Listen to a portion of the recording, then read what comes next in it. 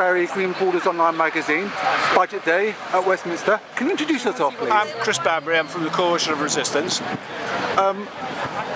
What do you think of the budget that George Osborne presented to the country today? Well, if I was going to give it a mark out of 10, I'd give it a mark of 1, because it's a budget for the rich, for a tiny elite who live in places like Kensington and Chelsea, who have got a tax cut. And actually they're not content with that, they want more. If you read things like City AM in the newspapers that are circulated in the City of London, they want more. Osborne hasn't done enough to satisfy them. But they get a tax cut, we get nothing from this budget. Do you think that George Osborne should have done something more beneficial with regard to bank bonuses?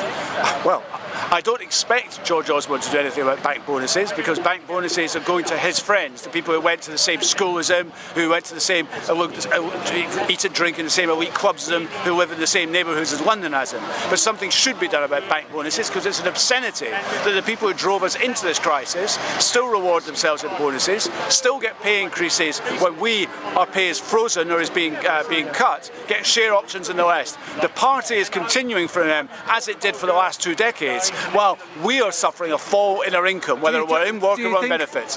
Do you think because George Osborne says the country's bankrupt that his hands are tied?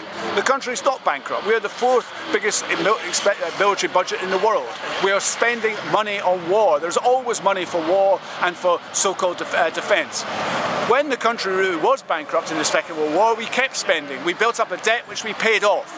And at the end of the Second World War, when the country was facing bankruptcy, we built the welfare state. If you could do it then, you could do it now. What do you think about the prospects of youth unemployment, about them getting jobs with regards to the budget announcements today? I think it's a fantasy when Osborne says that the economy is going to grow 2-3%. Firstly, he doesn't know. Secondly, there's no sign of economic growth in this recovery or in Europe. And Britain is reliant on Europe as his biggest trading partner. If Europe's in problems, Britain's in problems. And he says unemployment is going to peak this year. I don't see it. His cuts in public spending are going to increase unemployment and aren't offering any jobs to youngsters, desperately need jobs. What do you think will be the long-term problems of youth unemployment?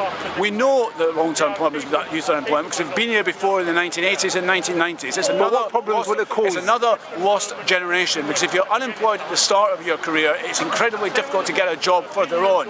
Well, how do you fill that gap in on the CV? And what we're seeing is those jobs that are being provided are part-time, precarious jobs, unpaid jobs even, which is driving down wages and conditions for the rest of us. Who do you think the budget was good for? The rich. Why do you say that? Because they've got a big tax cut and we've got nothing in return. Thank you very much. Thank you. David Barry, Green Borders Online magazine, Westminster. Thank you.